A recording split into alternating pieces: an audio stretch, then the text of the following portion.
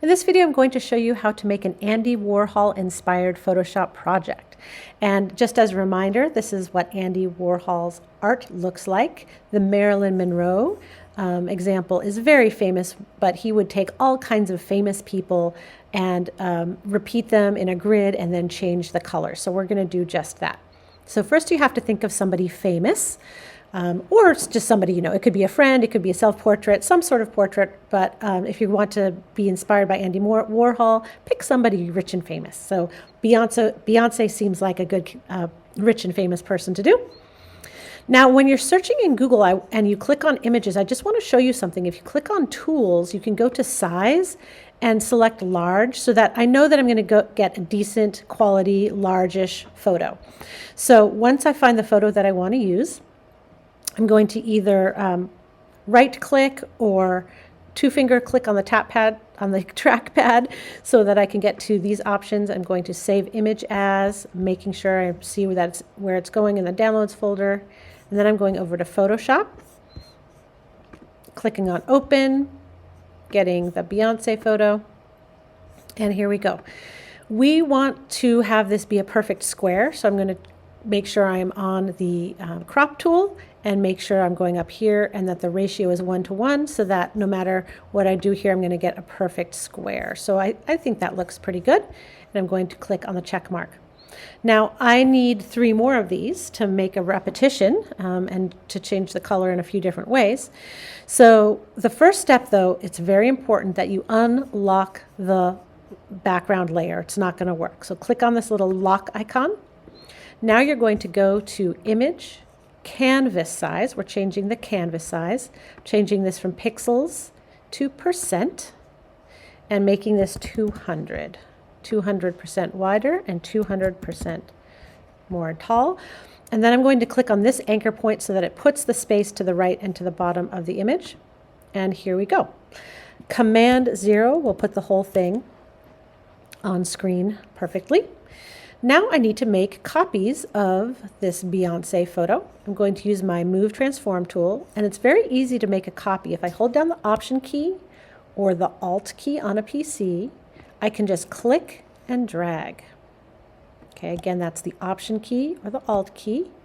You can see that cursor change to a double arrow, and simply do that. Okay, now I'm going to, and you can see in the layers palette you have the 4 copies. I'll start in the upper left-hand corner. I'm going to go to the adjustment layer icon, and we're going to go to gradient map. Now we've used this in the past, you might remember, so that looks okay, but it's much too pale. I'm going to click on the gradient map, or that gradient right there, and you can just sort of go through here and find some that you like. All right, you can make it look a little bit more, oh, that one's kind of pretty. I'll say okay to that. And because it's right above that bottom layer, then that works. But look what happens if I go to this next one and click on gradient map. See, it changes all of them here. So I am going to fix that.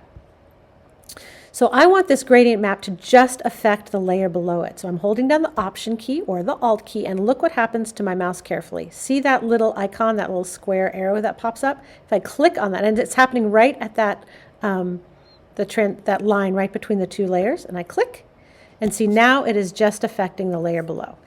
I can go back to the gradient, and again, I don't really like that super pale one, so let's find. That looks kind of weird. So this sort of go through and find the gradients that you like.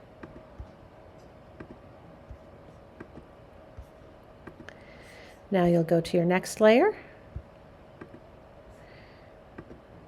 gradient map. Remember to change it so that it's just affecting the layer below. Option key, right on that line. Okay, go back.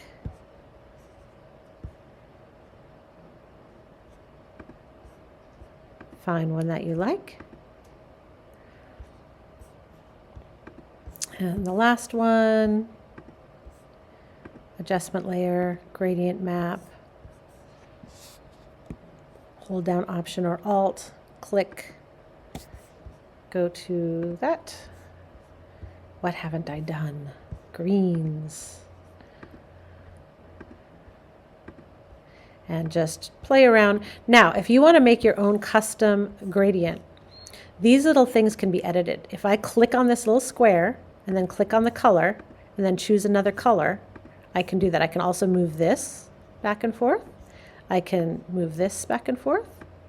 And I can change all of these colors however I want them to be and make a custom gradient and decide where you like it and say OK.